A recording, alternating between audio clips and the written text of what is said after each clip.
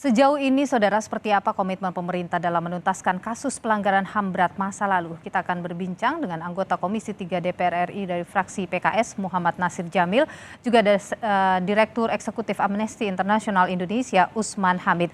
Selamat malam, Pak Nasir, bergabung melalui Zoom dengan kami, dan Bang Usman, apa kabar? Sehat? Malam sehat. Sehat selalu. Saya sebelum ke Pak Nasir ingin ke Bang Usman dulu. Pemerintah ini kan sudah berkali-kali sebenarnya bicara soal menyelesaikan pelanggaran HAM berat di masa lalu. Kalau Anda sendiri melihat sampai dengan saat ini komitmen itu terlihat? Ya, komitmen itu masih separuh hati. Kenapa? Karena tidak ada tindakan konkret yang dilakukan oleh negara sesuai dengan undang-undang. Saya ambil contoh karena ini dianggap sebagai pelanggaran HAM berat masa lalu, dan itu artinya adalah pelanggaran HAM berat yang terjadi sebelum disahkannya Undang-Undang Pengadilan Hak Asasi Manusia pada tahun 2000. Dalam undang-undang itu, ketentuan pasal 43-nya menyatakan bahwa pelanggaran HAM berat masa lalu diselesaikan melalui pengadilan HAM ad hoc. Di dalam pasal yang sama dijelaskan pengadilan HAM ad hoc yang dimaksud dalam ayat 1 tersebut dibentuk dengan keputusan Presiden dan usulan Dewan Perwakilan Rakyat. Dewan Perwakilan Rakyat pernah mengusulkan pada tahun 2009 untuk adanya keputusan Presiden untuk membentuk pengadilan HAM ad hoc menyelesaikan kasus pelanggaran HAM berat, khususnya penghilangan orang secara paksa. Tapi hingga hari ini keputusan Presiden itu tidak pernah diterbitkan. Bahkan sebagai pribadi, Joko Widodo sebelum terpilih sebagai Presiden dan setelah terpilih sebagai Presiden menyampaikan janji itu langsung kepada Mbak Diah Sujirah atau Mbak Sipon, istri dari Wijitukul, bahwa ia akan mencari kejelasan nasibnya, apakah ia masih hidup ataukah ia telah meninggal. Kalau masih hidup ia disekap di mana, dan kalau telah meninggal ia dimakam di mana. Nah, hingga Mbak Diah Sujirah atau Mbak Sipon ini meninggal dunia pada tahun ini, janji itu tidak pernah terpenuhi. Bahkan tidak ada satupun langkah dari pemerintah, khususnya dari Presiden, untuk memenuhi kewajiban negara di dalam undang-undang itu. Tadi saya baru sebut dua hal itu. Hal yang lain yang saya kira penting yang pernah disuarakan oleh para keluarga orang-orang hilang dan juga diterima oleh Dewan Perwakilan Rakyat pada tahun 2009 adalah mencari kejelasan nasib itu dengan membentuk komisi atau tim. Ada sejumlah saksi kunci yang melihat sejumlah pemuda diculik, diamankan, dihilangkan. Bahkan beberapa itu dieksekusi di sebuah tempat yang titik koordinatnya sangat jelas gitu ya. Jadi kalau dikatakan tidak ada bukti, saya kira itu keliru. Yang terjadi adalah tidak ada langkah yang konkret untuk membentuk misalnya sebuah tim atau sebuah komite untuk mencari kejelasan nasib mereka. Atau misalnya dalam konteks pengadilan hak asasi manusia, tidak ada langkah konkret dari Jaksa Agung dan tidak ada arahan konkret dari Presiden kepada Jaksa Agung untuk melakukan penyidikan pro justisia. Penyidikan pro justisia itu adalah mencari bukti-bukti untuk membuat semakin terang kejahatan itu dan mencari siapa pelakunya. Oke, tapi kalau misalnya kita bicara soal bukti-bukti itu kan disebutkan sulit sebenarnya untuk mengumpulkan bukti untuk menurut pemerintah, tapi tidak pernah ada langkah yang dilakukan. Oke, tapi kalau menurut Anda bukti-bukti itu tidak sulit sebenarnya ditemukan? Tidak sulit. Asal ada penyelidikan yang independen, diisi oleh orang-orang yang punya integritas moral yang tinggi, dan dibentuk sebuah tim yang memang kredibel. Jelas komisionernya, jelas mandatnya, jelas anggota-anggotanya, dan juga jelas perangkat-perangkat kebutuhan administratif, logistik, dan seterusnya. Jadi saya pernah bicara ini dengan Presiden Susilo Bambang Yudhoyono di tahun 2010. Waktu itu saya, Presiden SBY, kemudian Ketua Komnas HAM Ifdal Kasim, didampingi oleh Denny Indrayana. Presiden SBY sempat mengatakan, dari mana kita memulainya? Dan apakah nanti pemerintah tidak disalahkan kalau ternyata tidak ketemu? Bagaimana mencarinya? Saya jelaskan sejumlah saksi yang merupakan kunci untuk membuka penghilangan orang secara paksa itu. Dan saya katakan, kalau memang tidak ditemukan nasibnya, keberadaannya, keluarga korban mungkin akan tetap menerima dan ikhlas karena pemerintah sungguh-sungguh dalam mencarinya. Ada langkah nyata yang bisa dilihat. Proses mencarinya itu akan menciptakan keharuan tersendiri gitu. Katakanlah mengerahkan aparat penegak hukum, mengerahkan aparat keamanan, mengerahkan Badan SAR misalnya untuk katakanlah ada beberapa titik di mana diduga sejumlah aktivis itu tidak semua dibuang ke sebuah perairan di laut sekitar Jakarta. Nah kalau itu dikerahkan, dicari, saya kira proses pengerahan itu akan menimbulkan keharuan tersendiri, akan menjadi semacam tetesan keadilan gitu ya. Paling tidak ada sesuatu yang bisa dilihat bahwa pemerintah serius melihat kesungguhan pemerintah. Nah, kesungguhan itu yang tidak Anda lihat sampai sekarang ya. Saya ingin ke Pak Nasir dulu. Kalau DPR bagaimana Pak Nasir? Ini kan tadi Bung Usman mengatakan bahwa setengah hati pemerintah. DPR bagaimana mendorong ini agar pemerintah serius gitu menangani masalah pelanggaran HAM berat di masa lalu? Ya, terima kasih. Jadi Bung Usman tadi sudah menyampaikan bagaimana sikap DPR RI ya tahun 2009. Waktu itu saya juga hadir dan ikut dalam arti mendengar dan menyaksikan rekomendasi itu dibacakan. Karena saya sejak 2004 sudah ditugaskan menjadi anggota DPR RI. Tapi memang sepertinya ada satu kekuatan yang mencoba untuk menghalang-halangi ya upaya-upaya untuk ini bisa terang benderang. Saya katakan ada satu kekuatan itu memang ini seperti sulit juga untuk kita tebak kemana kekuatan arahnya. ini dari mana datangnya, Pak Nasir? Ya tentu saja barangkali mereka yang dulu punya kaitan, punya sejarah dengan peristiwa tersebut yang hari ini barangkali masih eksis ya, masih punya anak buah dan lain sebagainya. Tapi ini kan sesuatu yang seperti kita mencium atau mendengar aroma sesuatu yang kita dengar, tapi kita tidak bisa melihat bentuknya. Tapi saya ingin ingatkan juga sebenarnya ya kepada Pak Jokowi filosofi mengapa kita membutuhkan negara dan hukum.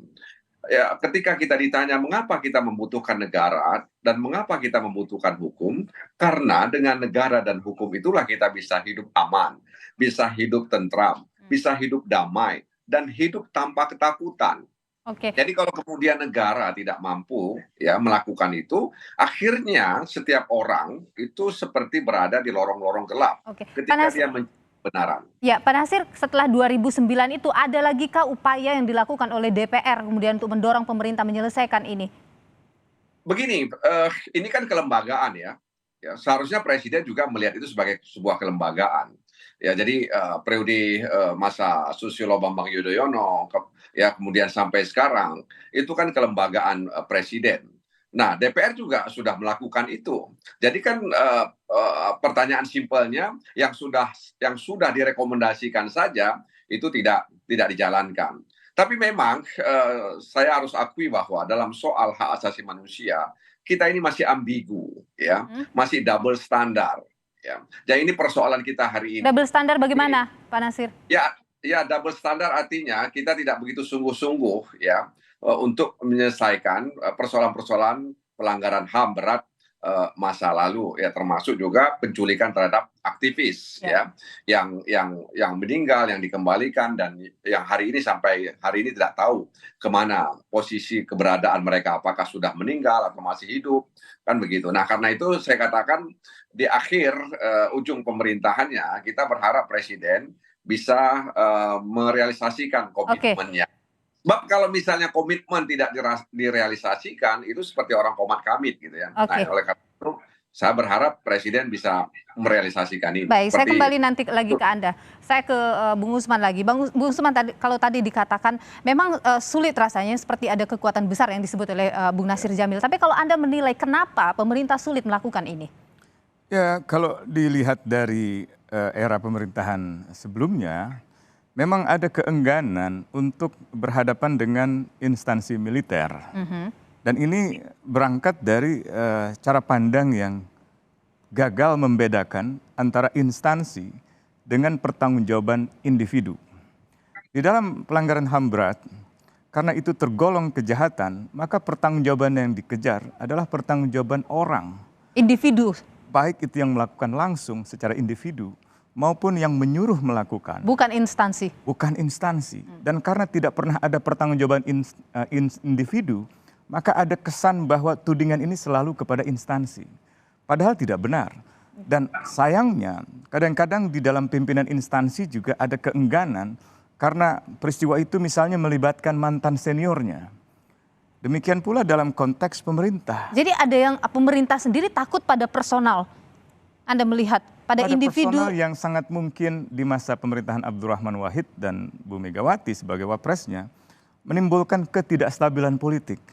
Jadi persoalan pelanggaran HAM berat ini dipandang sebagai ancaman kalau diselesaikan. Ancaman terhadap stabilitas politik dan pembangunan ekonomi. Padahal justru kalau itu dipecahkan, maka bangsa kita bisa memiliki fondasi yang sangat kuat untuk membangun ekonomi ke depan, membangun keadaban politik ke depan yang memuliakan manusia dan tidak lagi mencari dalih atau menjustifikasi pembenaran-pembenaran terhadap praktik yang jelas-jelas anti kemanusiaan. Seperti tadi, kalau kita lihat profilnya Widji Tukul di dalam infografis Kompas, dia hanyalah seorang penyair dan di dalam karya-karya sajaknya atau puisinya tidak ada kata-kata yang sifatnya katakanlah berupa ujaran kebencian agama atau etnisitas atau ajakan perang atau advokasi hasutan kekerasan, tidak ada. Tidak ada yang kriminal dari tindakannya. Pemerintah kan perbedaan pandangan politik. Pemerintah kan sekarang melakukan penyelesaian dengan non yudisial ya. Kalau Anda melihat itu bagaimana? Ya, penyelesaian non yudisialnya bahkan hanya separuh atau sebagian kecil dari unsur penyelesaian non yudisial, yaitu hanya dengan pemberian hal yang sifatnya material. Misalnya itu tidak kemarin, cukup ya? Saya kira jauh dari cukup. Karena yang dibutuhkan oleh para korban ini sebenarnya adalah kebenaran tentang apa yang terjadi di dalam peristiwa itu. Kenapa anak saya dibunuh? Kenapa anak saya diculik? Kenapa suami saya dihilangkan secara paksa? Kenapa istri saya atau kakak perempuan saya diperkosa? Dan kenapa saudara saya yang perempuan Tionghoa itu diperkosa secara begitu brutal, secara rasis misalnya. Itu penjelasan-penjelasan yang penting untuk diakui oleh negara. Nah, apa yang perlu dilakukan oleh pemerintah dalam konteks itu menuliskan fakta-fakta kejahatan kemanusiaan itu di dalam sejarah. Mengungkapkan fakta-fakta yang benar, memperbaiki bagian-bagian sejarah yang manipulatif, yang memutarbalikkan fakta, yang membenarkan kekerasan politik atas nama ideologi dan lain sebagainya. Kita tahan di sana dulu, saya ingin ke Bung Pak Nasir dulu. Pak Nasir, terakhir ini, adakah hal yang bisa dilakukan oleh DPR sekarang untuk kembali mengingatkan atau mendorong pemerintah menyelesaikan masalah HAM berat masa lalu? Sebenarnya dalam rapat-rapat dengan Jaksa Agung, Komisi 3 selalu mengingatkan soal pelanggaran HAM berat masa lalu ini.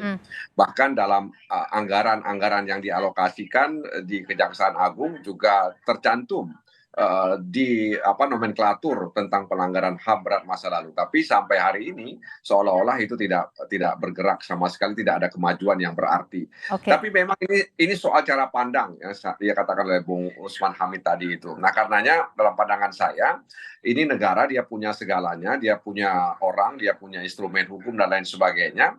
Makanya rasanya mustahil kalau negara tidak mampu mengungkapkan kegelapan ini menjadi terang benderang. Jadi DPR dalam hal ini Komisi 3 selalu mengingatkan Jaksa Agung soal ini. Diingatkan dan didorong terus ya Pak Nasir ya, karena kalau diingatkan nanti lupa lagi. Iya, makanya harus kita dorong sama-sama sebenarnya. Singkat saja. Memang yang agak repot kalau kita mendorong mobil mogok, itu problem juga itu. Yang sekarang tidak mobil mogok kan ya? Yang paling mungkin dan bisa dilaksanakan kalau ada kemauan politik adalah Pak Nasir dan kawan-kawan meminta pimpinan Dewan untuk memeriksa rekomendasi Dewan tahun 2009, memastikan apakah pernah ada surat resmi kepada Presiden saat itu. Dan kalau itu tidak ada, maka pimpinan Dewan yang sekarang, masuk Ibu Puan, saya kira perlu menyurati Presiden Joko Widodo agar secara undang-undang, Undang-Undang Pengadilan Hak Asasi Manusia, menjadi jelas perintahnya itu, yaitu pasal 43 Undang-Undang Nomor 26 tahun 2000, untuk mengusulkan kepada Presiden pembentukan pengadilan HAM ad hoc dengan sebuah keputusan Presiden. Baik, itu mungkin bisa nanti Bung Nasir Jamil mungkin yang akan bisa mengecek lagi itu. Terima kasih untuk perbincangannya anggota Komisi 3 DPR RI dari fraksi PKS Muhammad Nasir Jamil dan juga Direktur Eksekutif Amnesty International Indonesia Bung Usman Hamid. Terima kasih sudah berbagi pandangan di Sapa Indonesia. Malam sehat selalu Bapak-bapak.